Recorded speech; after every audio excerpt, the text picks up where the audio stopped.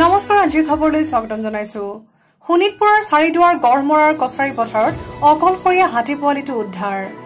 সোমবাৰে নিশা খাদ্যৰ সন্ধানত নামেৰী ৰাষ্ট্ৰীয় উদ্যানৰ পৰা ওলাই অহা বনৰীয়া হাতীৰ পৰা বিচ্ছিন্ন হৈ পৰা হাতী পোৱালিটো পুৱা ধান কাটিবলৈ যোৱা স্থানীয় লোকে উদ্ধাৰ কৰে অসুস্থ হাতী পোৱালিটো ৰাইজে উদ্ধাৰ কৰি স্থানীয় বন বিভাগক খবৰ দিয়ে পাছত হাতী পোৱালিটোক তেজপুৰৰ মিছন চাৰিআলিত থকা পশু চিকিৎসালয়ত চিকিৎসা কৰা হৈছে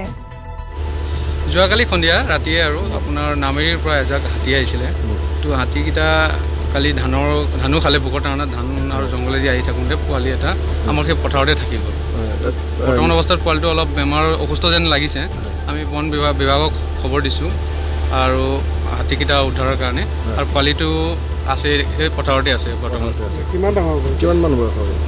পোৱালিটো সৰুৱে আছে আপোনাৰ 4 মাহ মানে হ'ব পথাৰত ধান খাইছিল নেকি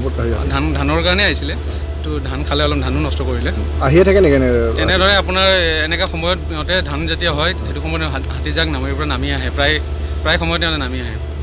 কালি 100-150 মান আহিছে বুলি কৈছে হয় জানো খুব সময় আপোনাৰ 80-90টা হ'ব 80-90টা হাতী হ'ব কি হ'ল বন্ধু ভাড়া চাৰা নামাৰি শুই আছ যে নুশুই কি কৰিম হে বেটাৰী চাৰ্জ শেষ এই সেইদিনাখন লৈছিলোঁ হে বেক আপে নিদিয়ে নহয় এৰো জিটি বেটাৰী ল'লে এনেকুৱা অৱস্থা হ'বই সেইকাৰণে মোৰ নিচিনাকৈ পাৱাৰ 7 120 এম্পিয়াৰ বেটাৰী ল'ব লাগে ইয়ান বেটাৰীৰ নিচিনা নহয়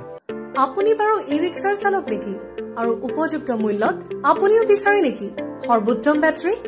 তেন্তে এতিয়া চিন্তা নাই কাৰণ পাৱাৰ 7 ই ৰিক্সাৰ বেটাৰী এতিয়া আপোনাৰ ওচৰৰ চহৰ ঢেকিয়াজুলিৰ ইলেক্ট্ৰনিক সামগ্ৰীৰ একমাত্ৰ নিৰ্ভৰযোগ্য প্ৰতিষ্ঠান হাবুৰ ইলেক্ট্ৰনিক্সত উপলব্ধ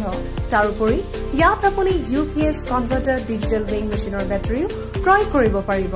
লগতে বাজাজ ফাইনেন্সৰ দ্বাৰা ইএমআইৰ ব্যৱস্থা আছে